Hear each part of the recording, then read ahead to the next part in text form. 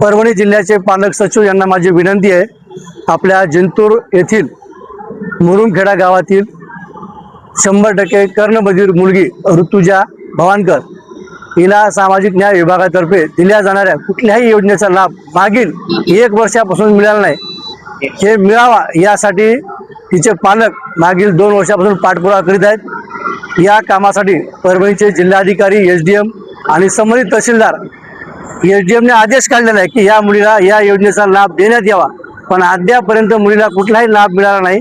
या मुलीवर मागील 2 वर्षापासून सतत अन्याय होत आहे। माझी जिल्ह्याचे पालकमंत्री आणि पालक सचिव यांना विनंती आहे, या मुलीला लवकरात लवकर न्याय द्यावा। 15 ऑगस्टच्या पूर्वसंध्येला जिल्हाधिकारी कार्यालयासमोर उपोषणाला बसलेले शासनाने दखल घेऊन या मुलीला न्याय द्यावा ही माझी विनंती। मी संतोष भवानकर, राहणार मुरुमखेडा, तालुका जिंतूर, जिल्हा परभणी।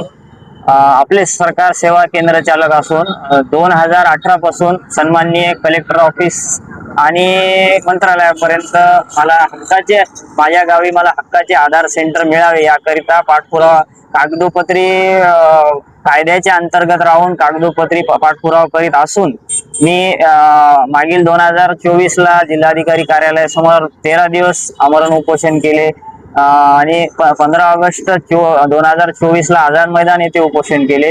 मला हक्काचे माझ्या गावी आधार सेंटर अजूनही मिळाले नसून सदरील 2 अनधिकृत सिद्ध झालेले सेंटर हे अजूनही दुसऱ्याची आयडी घेऊन चालत असून राजरोसपणे ही माहिती कलेक्टर ऑफिसला पुराव्यानिशी देऊन सुद्धा त्यांच्यावर कुठलीही कारवाई न होऊ देता माझा आर्थिक आणि मानसिक त्रास झाला असून मला 2018 पासून आतापर्यंत हक्काच्या लाभापासून वंचित ठेवलेल्या कलेक्टर ऑफिसला उद्या 15 ऑगस्टच्या लोकशाही दिनाच्या पूर्वी प्रशासनाला विनंती करतो की मला माझे हक्काचे त्यांचे जे जप्त केलेली किट आहे ती मला स्थानिक गावीच द्यावं आणि मला न्याय मिळवून द्यावा ही नम्र।